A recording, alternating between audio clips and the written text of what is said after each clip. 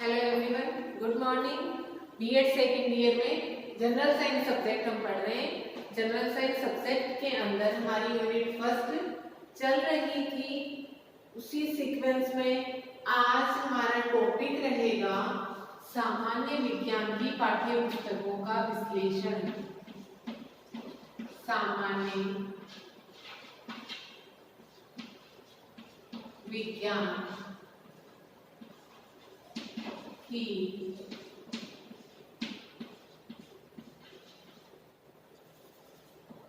की पाठ्य पुस्तकों का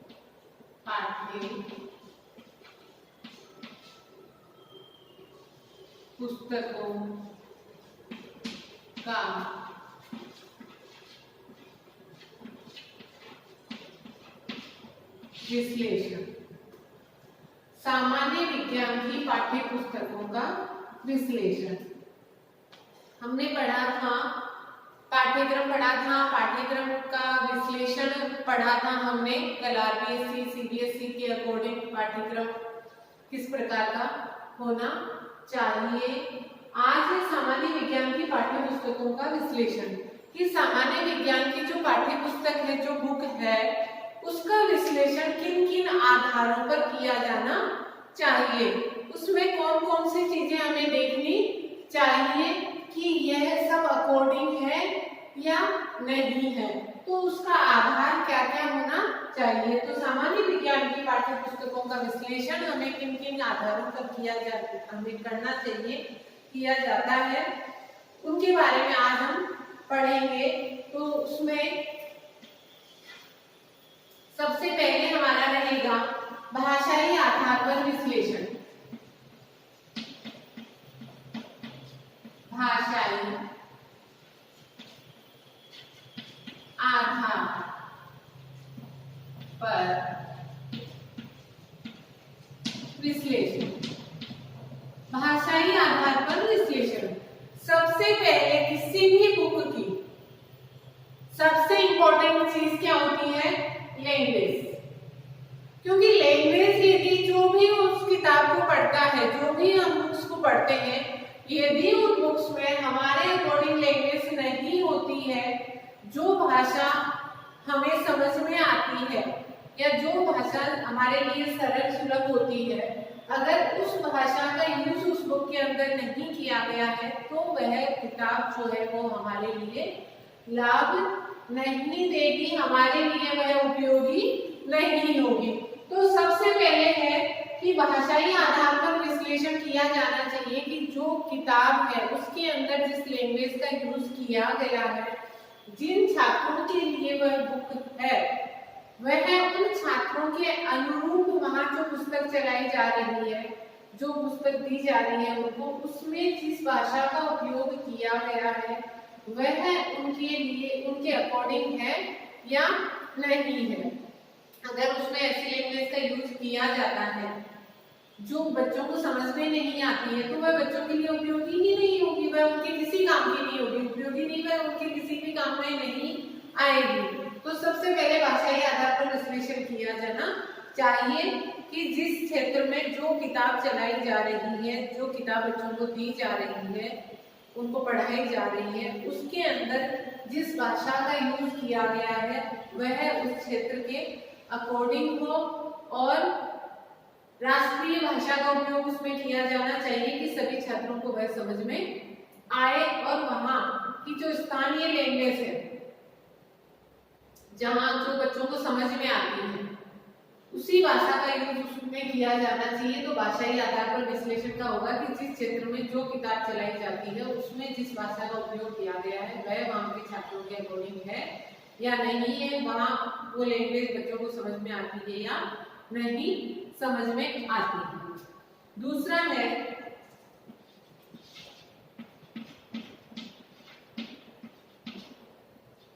पाठ्यचर्या यानी कि सिलेबस। पाठ्यचर्या के अनुरूप बुक में जो भी मटेरियल दिया गया है, जो भी ज्ञान उसमें भरा गया है उस किताब में, वह जो भी सारी बातें हैं उस पुस्तक के अंदर वह अकॉर्डिंग टू सिलेबस है या नहीं है।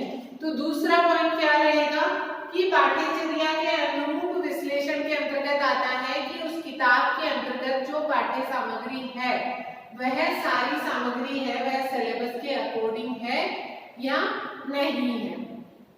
सिलेबस के अकॉर्डिंग मतलब जिस एज और जिस एज के अकॉर्डिंग जिन बच्चों के लिए उनकी योग्यता और क्षमता के अकॉर्डिंग जो किताब बनाई गई है उसके अकॉर्डिंग ही उसमें सारी पाठ्य सामग्री है या जो भी सामग्री पठन सामग्री है वो उसके अकॉर्डिंग है या नहीं है।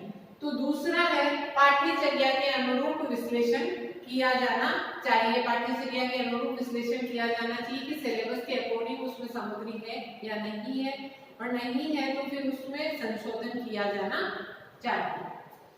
थर्ड है सामग्री के आधार पर विश्लेषण।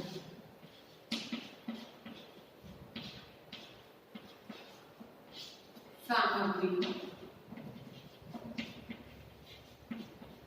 के आधार पर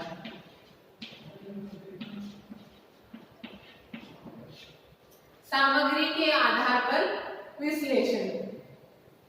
तो पाठ्य पुस्तक में प्रस्तुत सामग्री है वह किस प्रकार की है, वह विश्वसनीय है या नहीं है, कि उसमें जो भी बातें बताई गई है जो भी सामग्री उसमें दी गई है वह विश्वसनीय है या नहीं है। ये सबसे इम्पोर्टेंट बात है कि अगर अविश्वसनीय है कि लगता ही नहीं है कि ऐसा कुछ होता है या ऐसी बातें होती हैं, ऐसी घटना है या ऐसे प्रयोग हुए हैं, तो फिर उनका कोई उपयोग नहीं होगा। तो सबसे पहले उसमें जो भी पठन सामग्री है वह विश्वसनीय होनी चाहिए। दूसरा है कि चित्रों का प्रयोग उचित तरीके से किया जाना चाहिए, क्योंकि एक कोई भी चीज हम थ्योरेटिकल पढ़ते हैं, बच्चे थ्योरेटिकल यदि उसको पढ़ते हैं विदाउट डायग्राम के, हम अगर ओरली उनको बताते हैं तो उनको इतना समझ में नहीं आता है और जो ज्ञान होता है वह स्थायी प्राप्त नहीं होता है। और अगर हम उसी चीज को सचित्र यदि बताते हैं कि चित्र के साथ हम उसका वर्णन करते हैं किसी भी रचना का, किसी भी संरचना का, किसी भी प्रयोग का, तो बच्चों को अच्छे से समझ में भी आता है, उनको इंटरेस्ट भी होता है और उसके द्वारा जो ज्ञान प्राप्त होता है वह स्थायी भी होता है। तो चित्रों के सहित वर्णन किया जाना चाहिए उस पुस्तक के अंदर। फिर है कि गतिविधियों का वर्णन, विभिन्न प्रकार की गतिविधियों का वर्णन होना चाहिए। ऐसी एक्टिविटीज उसमें दी हुई होनी चाहिए जो स्टूडेंट्स करें ताकि उनका शारीरिक और मानसिक विकास उचित तरीके से हो सके। फिर है उस विज्ञान की पाठ्य पुस्तक में जो वैज्ञानिक हैं उनकी जीवनी का वर्णन किया हुआ होना चाहिए ताकि स्टूडेंट्स पढ़ने उनको समझ में आए और उनका इंटरेस्ट भी हो, उनको पता लगे कि वैज्ञानिक की जीवनी कैसी थी, उन्होंने कहाँ पढ़ाई की, कहाँ कौन कौन सी उन्होंने उपाधियां हासिल की थी, कैसे कैसे उन्होंने आगे कार्य किए थे, कौन कौन से उन्होंने प्रयोग किए थे, ताकि वह भी उनसे इंस्पायरेशन ले। तो सामग्री के आधार पर विश्लेषण के अंतर्गत क्या क्या आएगा कि उसमें एक तो विश्वसनीय सामग्री होनी चाहिए, जो भी हम वर्णन कर रहे हैं उसके अंदर तो जहां उचित हो वहां पर चित्रों के द्वारा वर्णन होना चाहिए, चित्र दिए हुए होने चाहिए ताकि बच्चों में इंटरेस्ट भी हो और समझाने में भी इजी हो, समझने में भी इजी हो और बच्चों को जो ज्ञान है वह भी अच्छे से प्राप्त हो, अच्छे से वह उस चीज को सीख सके और स्थायी ज्ञान उन्हें प्राप्त हो। फिर है कि वैज्ञानिकों की जीवनी का उसमें वर्णन होना चाहिए जिससे बच्चों को इंस्पायरेशन मिले, बच्चे इंस्पायर हो और उनको पता चले कि हाँ कौन वैज्ञानिक थे, वह कैसे कैसे उन्होंने पढ़ाई करी थी, कौन कौन सी उपाधियां उन्होंने हासिल की थी। और उसमें फिर उसके बाद में है कि उसमें मूल्यांकन हमेशा दिया हुआ होना चाहिए कि अगर मूल्यांकन नहीं होगा तो कैसे पता चलेगा कि वह पुस्तक जो है उसमें जो भी सामग्री दी गई थी वह बच्चों के लिए सही थी, बच्चों ने उससे कुछ सीखा है या नहीं सीखा है। तो उसके लिए जब हमने जो भी उद्देश्यों के लिए उस पुस्तक का निर्माण किया था, जो पुस्तक बच्चों ने पढ़ी थी, जो पढ़ाई गई थी, उसके लिए जो उद्देश्य थे उन उद्देश्यों की पूर्ति हुई है या नहीं हुई है। तो इसका पता हमें किससे चलेगा? मूल्यांकन के द्वारा हमें उसका पता चलेगा। तो मूल्यांकन हमेशा पाठ्य पुस्तक में जो भी चैप्टर्स दिए हुए होते हैं उनके पीछे मूल्यांकन दिया हुआ होना चाहिए। अब ये है कि मूल्यांकन भी हर तरीके से होना चाहिए, उद्देश्यों का मूल्यांकन होना चाहिए। तो मूल्यांकन के लिए ऑब्जेक्टिव क्वेश्चन भी होने चाहिए, रिक्त स्थान भी दिए हुए होने चाहिए, निबंधात्मक भी होने चाहिए और लघु उत्तरात्मक प्रश्न भी उसमें दिए हुए होने चाहिए, तभी उचित तरीके से मूल्यांकन हो सकता है। क्योंकि अब मान लीजिए कि ऑब्जेक्टिव क्वेश्चन है तो वन वर्ड का कोई भी होगा कि हाँ ठीक है ये सिद्धांत किसने दिया था, 4 वैज्ञानिकों के नाम है तो एक ने दिया था। फिर जो पुस्तक में चित्र दिए हुए हैं, चित्र के द्वारा हमने जो वर्णन बताया है, जो बच्चों ने चीज सीखी है, तो उसका मूल्यांकन कैसे होगा? उसके लिए बड़ा क्वेश्चन दिया हुआ होना चाहिए, तभी वह उसकी डिटेल लिख पाएंगे। सचित्र वर्णन करो, तभी कि चित्र बनाने का कौशल जो प्राप्त उनको करना था वह हुआ है या नहीं हुआ है। चित्र के द्वारा उनको जो वर्णन करना आना चाहिए था वो उनको समझ में आया है या नहीं आया है। तो मूल्यांकन की प्रक्रिया उसके पीछे दी हुई होनी चाहिए और मूल्यांकन में हर तरह के क्वेश्चन दिए हुए होने चाहिए। फिर है छात्रों की संतुष्टि।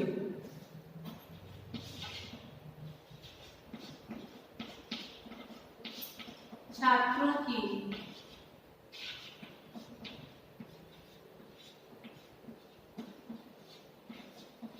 संतुष्टि, छात्रों की संतुष्टि हुई है या नहीं हुई है। तो छात्रों की संतुष्टि के आधार पर भी सामान्य विज्ञान की पाठ्यपुस्तक का विश्लेषण किया जाना चाहिए।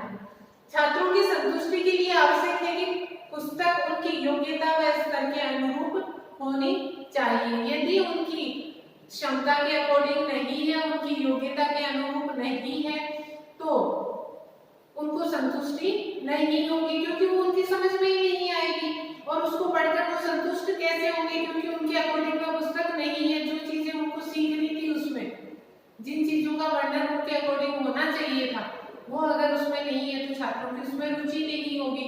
और अगर छात्रों का उसमें इंटरेस्ट ही नहीं होगा तो उनको संतुष्टि उसमें प्राप्त नहीं होगी। तो पुस्तक उनकी योग्यता व स्तर के अनुरूप होनी चाहिए। जैसे एक ही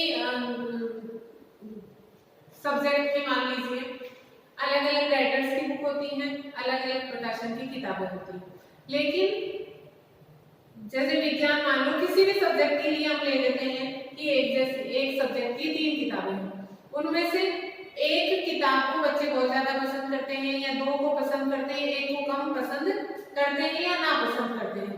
तो उस आधार पर उस पुस्तक का विश्लेषण भी किया जाना चाहिए जिसको स्टूडेंट्स ना पसंद कर रहे हैं, और उसका भी किया जाना चाहिए जिसको स्टूडेंट्स पसंद कर रहे हैं।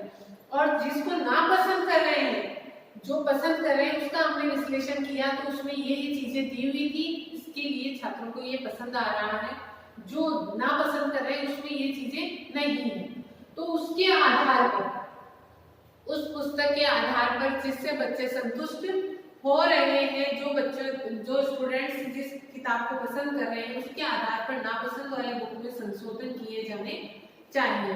तो छात्रों की संतुष्टि के आधार पर भी विश्लेषण किया जाना चाहिए कि जो पुस्तक है उसको पढ़ने में स्टूडेंट्स रुचि ले रहे हैं, इसको पसंद कर रहे हैं और इसको नापसंद कर रहे हैं। तो जिसको नापसंद कर रहे हैं उसमें संशोधन किया जाना चाहिए, जिसको पसंद कर रहे हैं उसके आधार पर।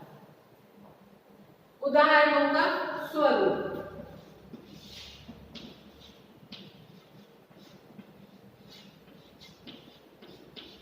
उदाहरणों का स्वरूप, उदाहरणों के स्वरूप के आधार पर विश्लेषण किया जाना चाहिए। क्योंकि देखिए हम किसी भी चीज को यदि किसी एग्जाम्पल के द्वारा बताते हैं तो हमको इजी वे में समझ में आ जाती है, जल्दी समझ में आ जाती है और उस चीज को सीखने समझने में इंटरेस्ट भी रहता है। और यदि हम उसी को केवल ऐसे ही बताते हैं कि हाँ ऐसा होता है विदाउट एग्जाम्पल के कि हाँ एक बच्चों को जो ज्ञान प्राप्त होगा वह स्थायी भी नहीं प्राप्त होगा और उसमें स्टूडेंट्स को इंटरेस्ट भी नहीं रहेगा। तो हमेशा उदाहरण उस चीज से रिलेटेड दिए हुए होने चाहिए। मान लीजिए कि जैसे बताया जाता है कि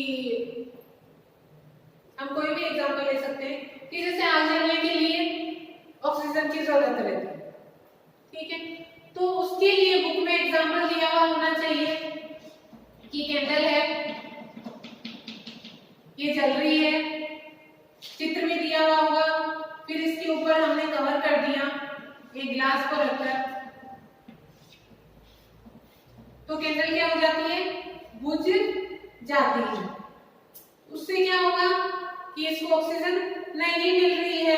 तो इस तरीके से हम कोई भी एग्जांपल बता सकते हैं किसी भी चीज के लिए, तो उदाहरण के सहित हमको कोई चीज है अगर वो बताई जाती है तो इजी वे में वह समझ में आती है और स्थायी ज्ञान भी प्राप्त होता है और स्टूडेंट्स को पढ़ने में इंटरेस्ट भी रहता है।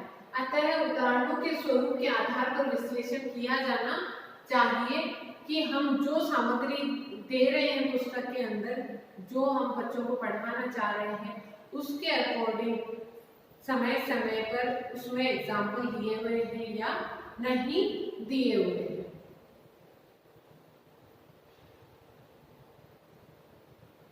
उदाहरण जीवन से संबंधित होने चाहिए जिससे बालक का सामान्यीकरण करने में कोई कठिनाई नहीं होती है, वह खुद भी उनको प्रयोग करके देख सकता है तो उसको अच्छे से समझ में आ जाता है। फिर है पाठ्य पुस्तक के बाहरी स्वरूप का विश्लेषण।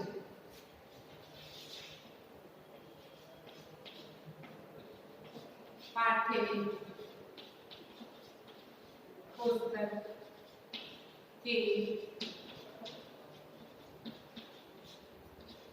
बाहरी स्वरूप का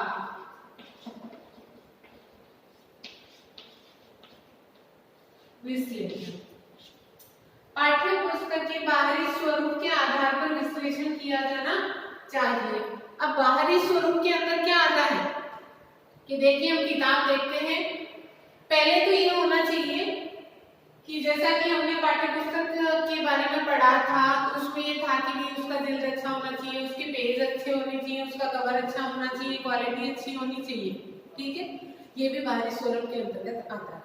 दूसरा ये होता है कि देखना, कभी भी छोटे बच्चे भी देखते हैं ना तो उसमें अलग अलग किताबें होती हैं जिसमें से कुछ किताबों को बहुत पसंद करते हैं और कुछ को नहीं पसंद करते हैं, केवल बाहरी रूप के आधार पर। तो कवर ऐसा होना चाहिए जो थोड़ा सा अट्रैक्टिव लगे, अच्छा लगे, और दूसरा उसमें ये होना चाहिए कि उस सब्जेक्ट से रिलेटेड डायग्राम उसके ऊपर होने चाहिए। जो ऊपर कवर होता है उसके ऊपर, जैसे मान सामान्य विज्ञान की किताब है तो कोई प्रैक्टिकल का डायग्राम उसके ऊपर होना चाहिए, कोई जीव जंतु का डायग्राम उसके ऊपर होगा, फूल पत्ती का डायग्राम उसके ऊपर होगा। तो बाहरी जो कवर होगा उसके ऊपर उस सब्जेक्ट से रिलेटेड कुछ ना कुछ चित्र होने चाहिए। जैसे भूगोल है तो भूगोल का उसके अकॉर्डिंग होना चाहिए, इंग्लिश है तो इंग्लिश के ऊपर होना चाहिए, जैसे मैथ्स है तो मैथ्स में प्लस माइनस के साइन हो गए, या कोई कैलकुलेशन है या कुछ जैसे वृत्त आ गया, ट्रायंगल आ गया, उसका कोई शेप का चित्र ऊपर दिया हुआ है, तो इसके आधार पर भी विश्लेषण किया जाना चाहिए। बाहरी स्वरूप के अंतर्गत ये सभी चीजें आती हैं कि जो सब्जेक्ट है, सामान्य विज्ञान है, हिंदी है, चाहे कुछ भी ले लीजिए, लेकिन उस सब्जेक्ट के अकॉर्डिंग उसके बाहर ऊपर कवर के ऊपर चित्र दिए हुए होने चाहिए, जिससे ये होता है कि पहले तो कवर देखते ही पता चल जाता है कि ये सब्जेक्ट की बुक है। अब मान लीजिए कि मैथ्स की बुक है लेकिन उसके ऊपर जीव जंतु की फोटो देखेंगे तो क्या अच्छा लगेगा और किसी को पता चलेगा? नहीं पता चलेगा, लेकिन बाहरी कवर से ही पता चल जाता है कि किताब किसकी होगी। ऐसा तभी होगा जब उस सब्जेक्ट से रिलेटेड चित्र उसके ऊपर दिए हुए होने चाहिए, वही उचित होता है।